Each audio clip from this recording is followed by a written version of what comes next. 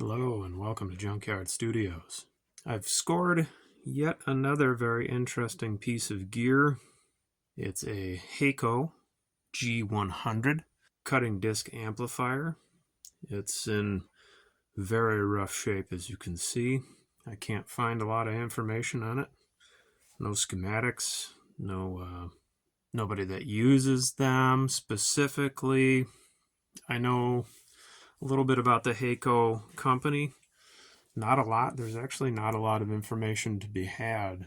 The person that started Haeco, Howard Holzer, I believe. I think I'm saying that correctly. Please correct me if I'm not.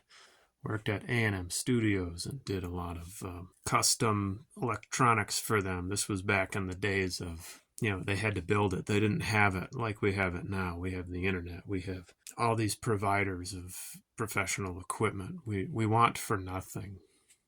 Back then, if they wanted it, they had to build it. I don't know if this is an actual production unit or if this is like a one-off that he might have done for studios. Again, not a lot of information. It's going to take some digging to find out. We'll show it later on the other half of this power supply. There's a note to the technicians about calibration. So I have two names. And I did some digging around trying to figure it out, and I couldn't really find anything. My mission is to fix this up and use it with my lathe. And it's going to be a journey. Very barnacled, very dirty. Mostly there though. There's not a whole lot of tubes missing or anything like that. Very, very grimy. Look at that iron. That's a lot of beautiful iron right there. I'm excited about that.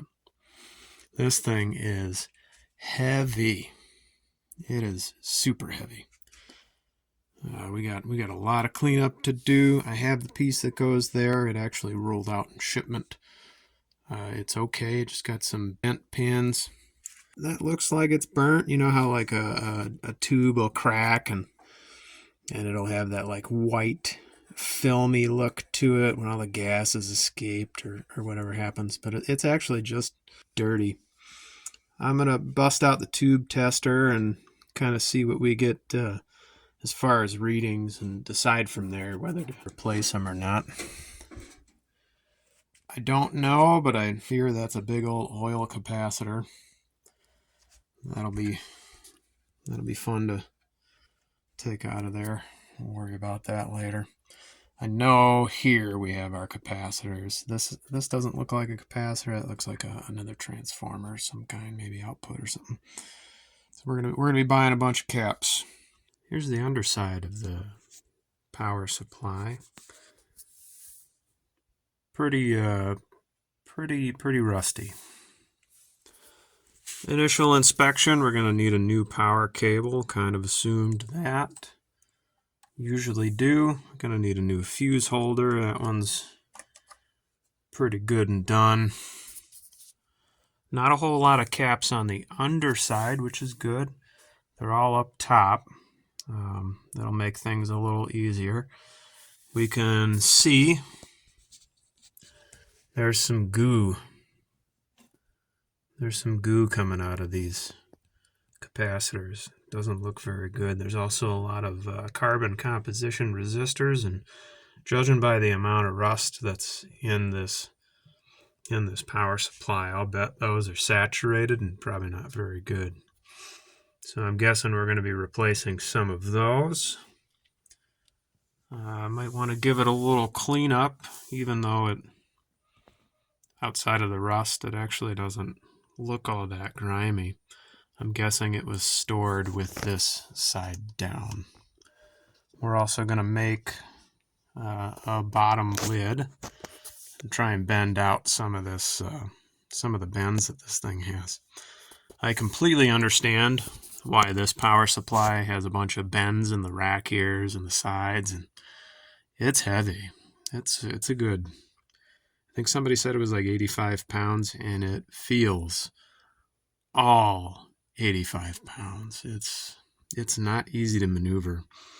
I'm gonna wanna get this thing into a rack and never move it again. Here's our military connector. Looks like it's full of all kinds of goodies. And I cannot find that connector, that specific one. So what I'm going to end up doing is counting the pins that it actually uses, because it definitely doesn't use all of them, and finding an equivalent and replacing it with something that I actually have on hand. The only thing I'm worried about is 2 of those pins are larger. I'm hoping that doesn't have anything to do with amperage, like they ran a thicker cable to that because they're putting a higher amperage load over it. There's no schematics. We won't be able to tell.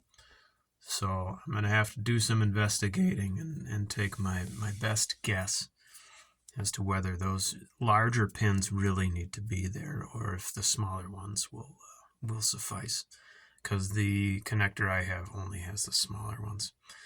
I'm going to want to clean this up a little bit and then get that fuse and that power cable on there, and I think we'll be ready to put it onto the limiter and the variac and start slowly putting some juice through this. I'm pretty sure, judging by the goop that's coming out of those 2 capacitors, that we're going to be replacing those caps. I mean, I'm going to replace them anyway. They're ancient. The date on this unit is 1962.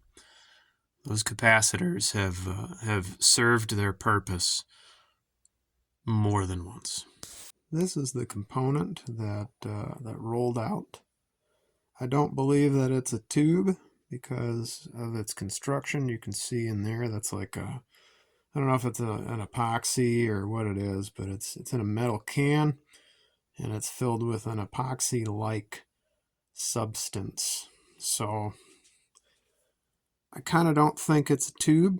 I also heard rumor about Stevenson Electronics building like a component for Haeco. They were working together, and this might be what they were trying to describe. I'm going to try and look up some of these numbers and see what I come up with. Not really expecting much. These, like I said, this unit is pretty undocumented. It's going to be some digging to figure out some information on it. I mean, most of the tube circuits should be hopefully pretty straightforward. There's some stuff in there that doesn't make a whole lot of sense to me, like the relay that's seemingly positioned underneath the power supply. Not sure what that's all about, but we're gonna give it a crack. We need to replace the cable that goes from this to the other half of the unit. I'll show that later. That's probably going to be some of the harder stuff, and then we're going to put it on the variac and the current limiter and see what we get there.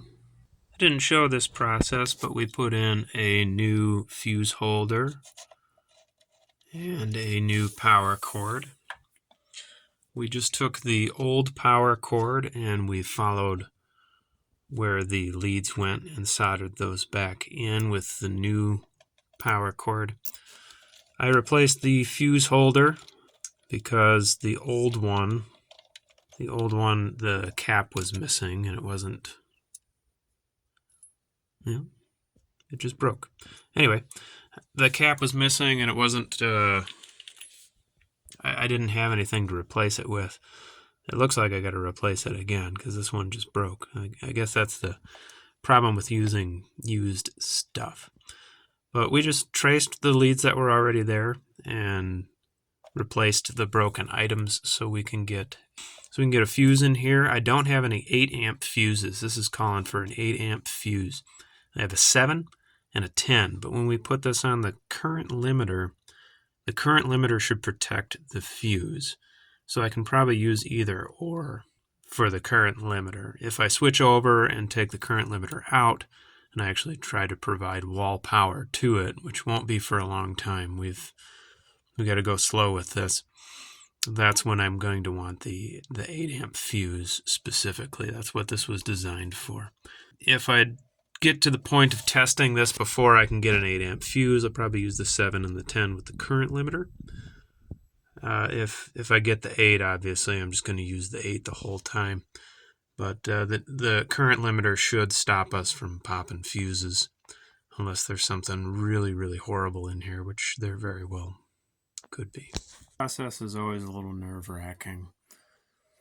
We've replaced the power cable and the fuse. Like I said, we went with the 10 amp instead of the 7 because we need an 8. The light bulb limiter, which is what the amp is plugged into, is going to protect us from blowing that fuse.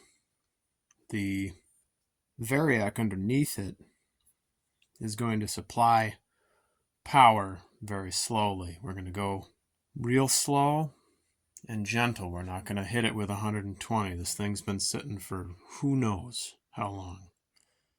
So we're gonna start it up and go very slowly.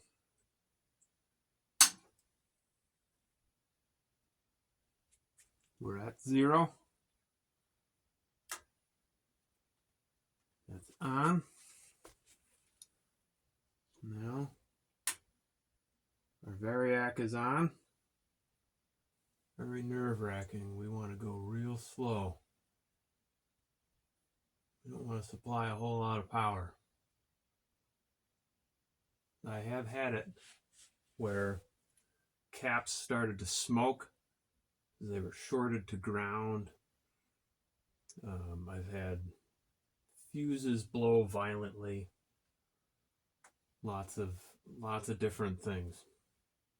Stuff I don't really want to. I don't want to have to face with this. I'm hoping this thing comes up pretty okay. We don't have. I know there's going to be some bad caps, but I want it to be relatively easy to deal with. I don't want to burn anything. So we're going to go slow. We're only at about 10 volts. That's nothing. That's absolutely nothing. That won't even give us any filament.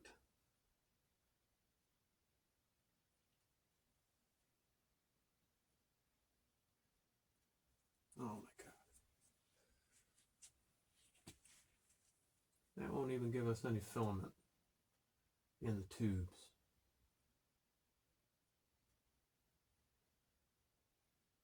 I can probably go a little faster. I'm just very afraid.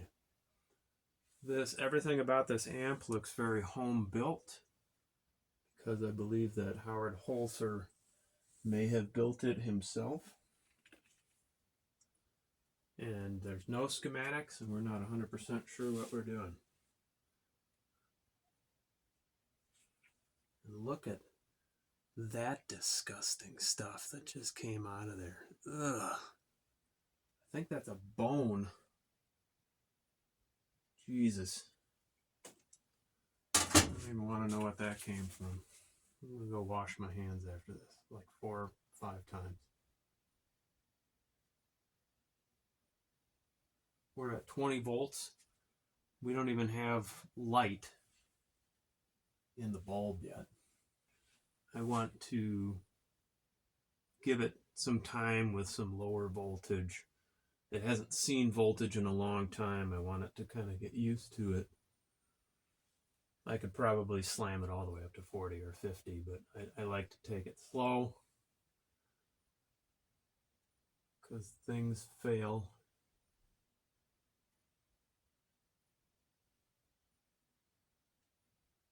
Usually they fail pretty violently at larger voltages.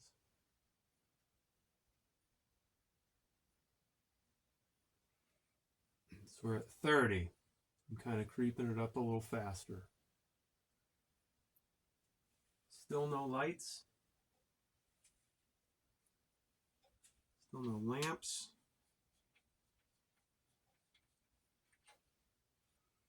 I know at least one of these bulbs is good and should light up if it's supplied power.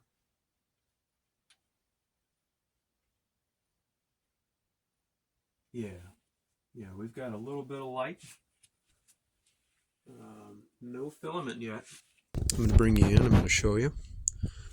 We got just the tiniest little bit of light there. So this is a good sign. There's no bad smells. There's no smoking. Nothing's really burning. The bulb itself, I'm going to turn the lights off. Bulb itself hasn't started glowing yet. So that either means that there's no problem or we don't have enough voltage. And I'm going to say that we don't have enough voltage because judging by the goo that was on those caps, I think we're going to have some shorted caps here. I want to bring it up just a little bit. Every time I do this, I feel like I need to be behind a blast shield or something like that. I've never seen anything happen that violently, and I hope it doesn't. But this whole process it's pretty scary. I think this neon is burnt. We're gonna have to figure something out with that. It could also be, because it's unlabeled, it could be something going to the other half of the amplifier. This very clearly is our power amplifier.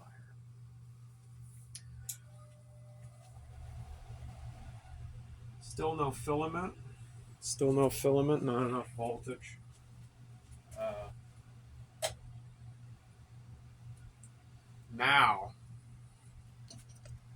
Now we got a little bulb light. And that can be good or bad. If it gets really bright, that means we've got a short. If it stays kind of dim like that, that means everything's cool. We can probably go ahead with the rest of the refurbishment. But I got a feeling when we start giving this some more voltage, we're going to see that light up. It's going to get pretty bright.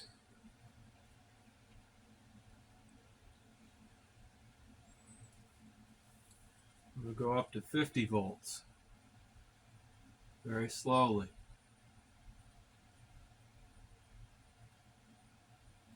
I'm watching for any smoke or listening for sounds.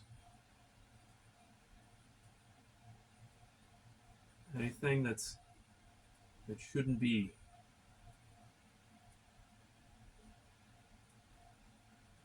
We're at 50 volts right now.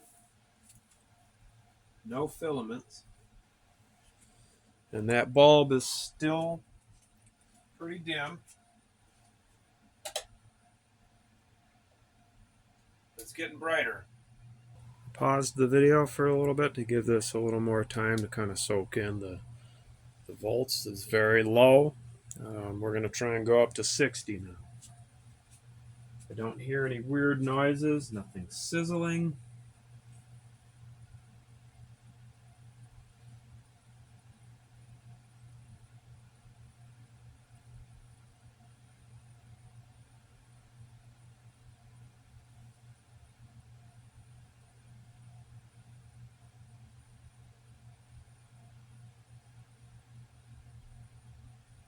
That's 60 volts. 60 volts, still no filament.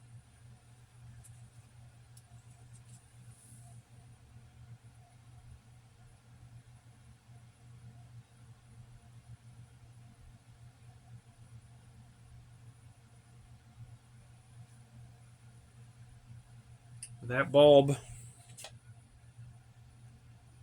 getting pretty bright. I'm going to say we've got a problem.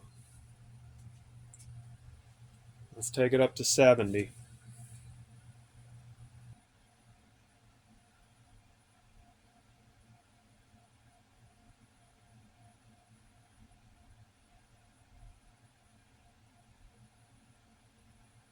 That bulb that's pretty bright.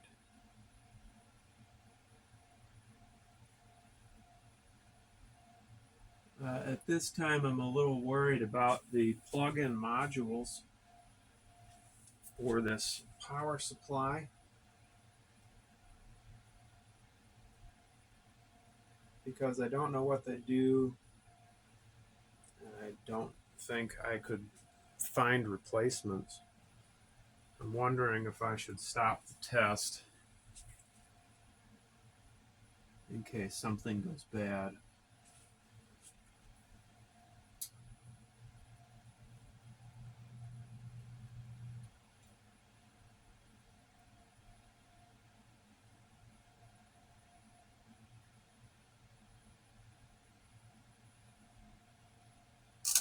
Oh, there it is. There it is. That's what we're listening to. You heard that. The test is done.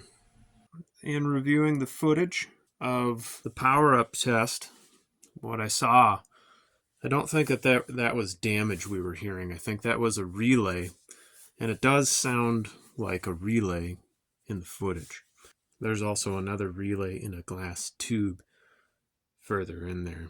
Now, what I did wrong here, and why we're not going to go further with the power on until we understand this amp a little more, is I didn't have a dummy load on the output because the output is on the other half of the unit.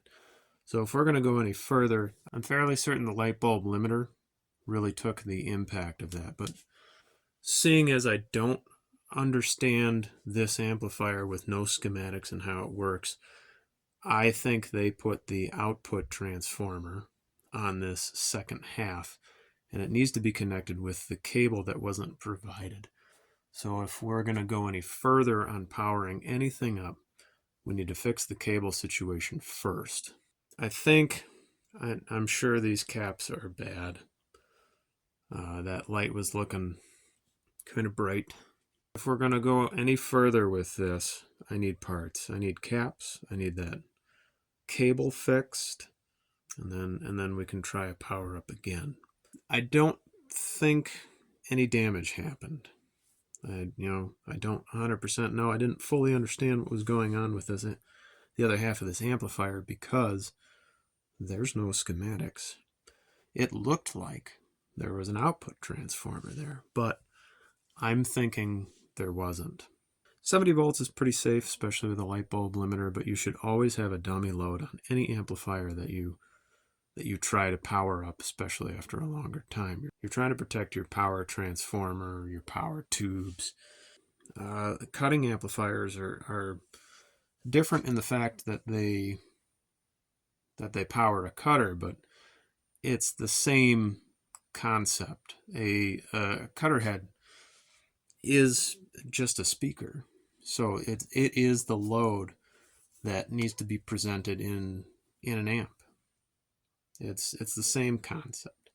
So without a dummy load, there was potential for damage. 70 volts is very low. This a build of this kind of magnitude, these are big heavy transformers. They're potted in a big metal case. I don't think anything happened. It could have, though, and that's why having the schematic is important. You can look at where you're sending the power. I was right to be afraid to go past 70 volts that we were at. Probably shouldn't have even attempted that without understanding the amplifier a little more. In the photo, you could see the relay activated. That relay is also broken. That's another thing we're going to have to figure out how to replace. So it wasn't burning. Nothing was hot. I smelled nothing burning. That doesn't mean that damage didn't occur. Sometimes damage occurs and you don't hear anything. Before you go any further with something like this, you should really have a better understanding of what it is. Seeing as we're shooting in the dark, I went for it. I got a little excited about it, I guess, but that could have cost me. I don't think it did.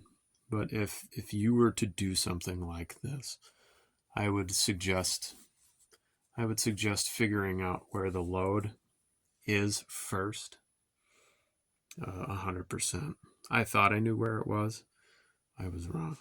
Lots of developments have been happening with this amplifier. I've ordered a bunch of parts. We're about to change the fuse over to the 3AG 1 amp, which I just found out AG means automotive glass. All right, cool. And I got the 902 tube. The new one is coming in, so we're probably going to throw this out. Taking that tube holder apart. This looks like a homemade jobby.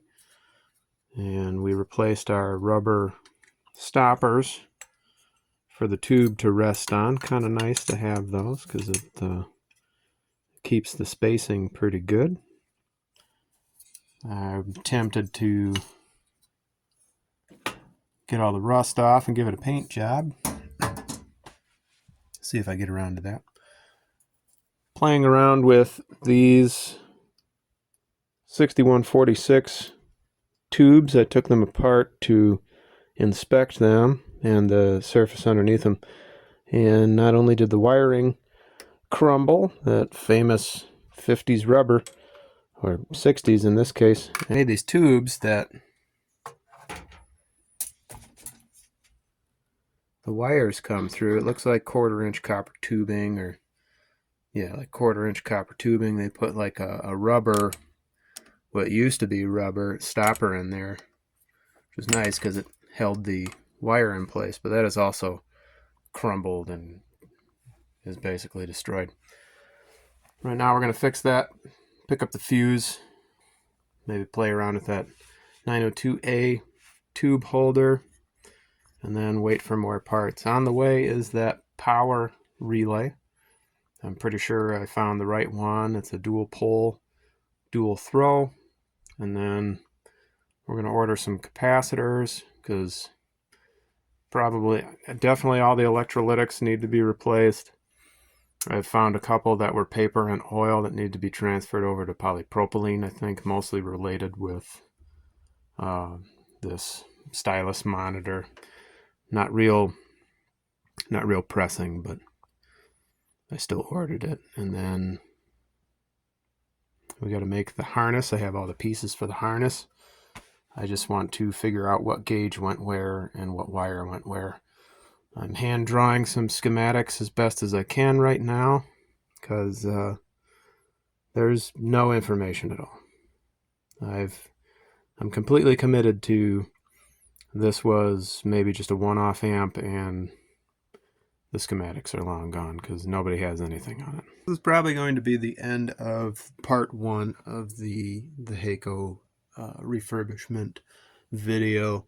I don't want to make another hour-long video. I just did with a Webster Cutterhead refurbishment that turned out pretty good. If you want to check that out, I appreciate it. Hopefully it gives you something to work with. Hopefully this gives you something to work with if you're tackling a similar situation. A bunch of the parts came in. I gotta say that a lot of these suppliers lately, they're pretty sad.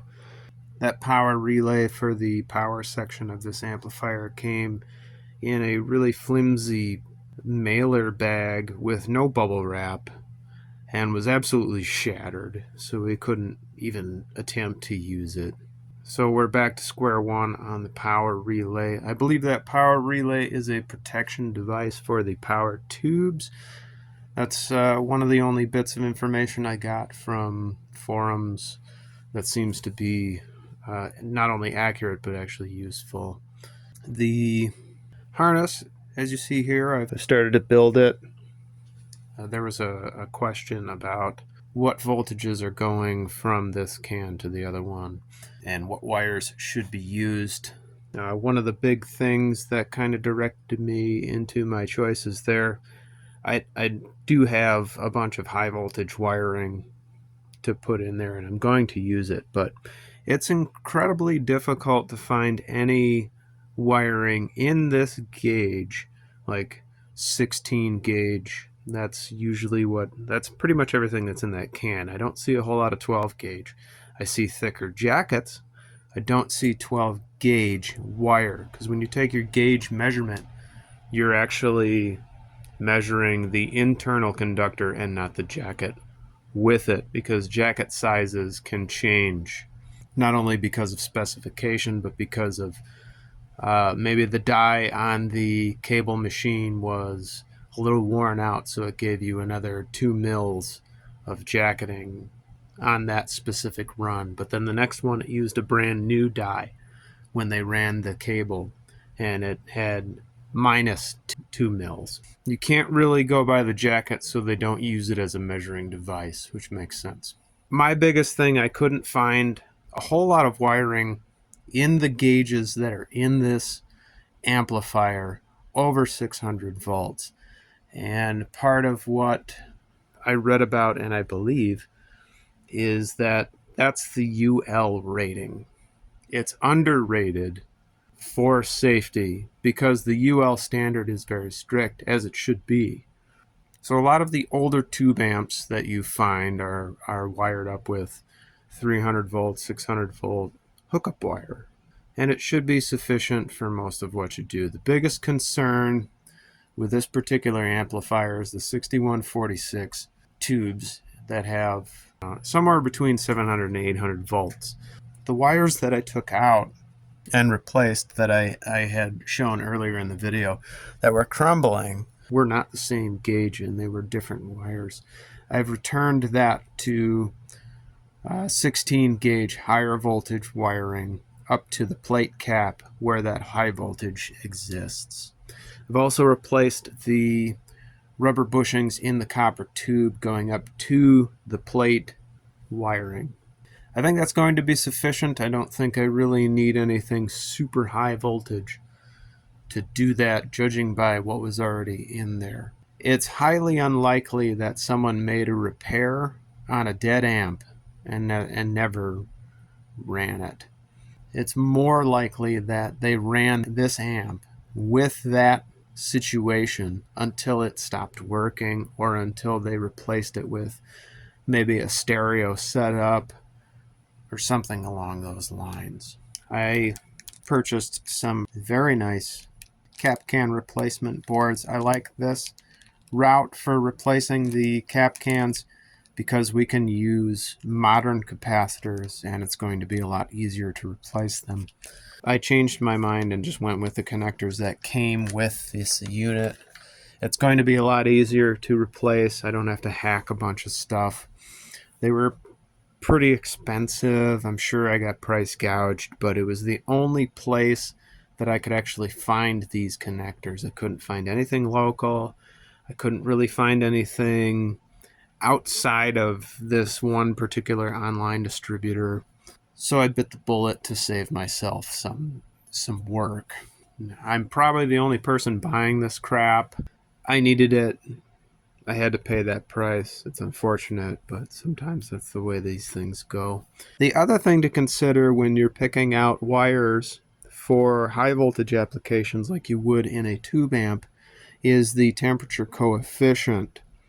And this particular wire has a 200 Celsius temperature coefficient. I think that's going to be overkill for this specific application, but I think I'm going to run it anyway. If we look at the back of this connector, there's only 2 wires that actually are thicker jacketed that would even possibly need that kind of rating.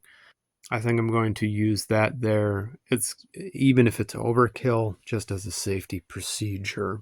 In part 2, I have a little better understanding of this amplifier, so I'm going to build the harness.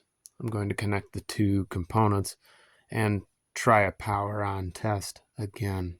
The reason I'm going to do the power on test, I feel more confident. I know that this is a power section and a preamp section, and that they took the power tubes and the output transformer for the cutter head part up onto this preamp section. However, this is kind of like 2 amplifiers in one, being that it has a feedback section. The feedback section is basically another amplifier built in to send the signal back to the cutter head to kind of compensate for imperfections in the signal, as far as I understand it. There's probably somebody that can explain that to you better. What's more important to me now is that it's two amplifiers that I'm dealing with. So we're going to build this harness. We're going to probably go right into power up before we replace the capacitors. I want to see that there is actually a problem with the capacitors, even though I'm going to replace them anyway because they're from the 60s and they're probably bad. Just to see that I can get a signal, I can put a dummy load on this and hear what the audio sounds like with these bad capacitors. And then that kind of gives me a frame of reference from there, what I need to replace, what I need to take out. I already know that the electrolytics have to go. The carbon composition resistors that are on any of the high power applications probably need to be replaced with either ceramic or wire wound. So we're going to be kind of careful with that. Any of the carbon composition in the audio path, they'll be fine for power up, but they'll be super noisy. I guarantee in both of these cans that those carbon compositions certainly picked up moisture. You can see all of the rust on the metal of this can. This was not preserved well. So stay tuned for the next video. We'll hopefully have a better idea of what's going on with it. We'll have it more put together, and then we'll start doing, I can kind of show you my capacitor replacement as I find values, because a lot of these markings are disappeared and they're hard to find. We're going to have to do a little bit of an investigation on some of them. Some of them I already have. Keep an eye out for the next video. I'm going to go through my cap can replacement process. It's not too difficult, but I want to show how to go about it. And thank you for watching. I appreciate your support. Subscribe if you would like to. I also appreciate that. And stay tuned for the next video. We'll see you then.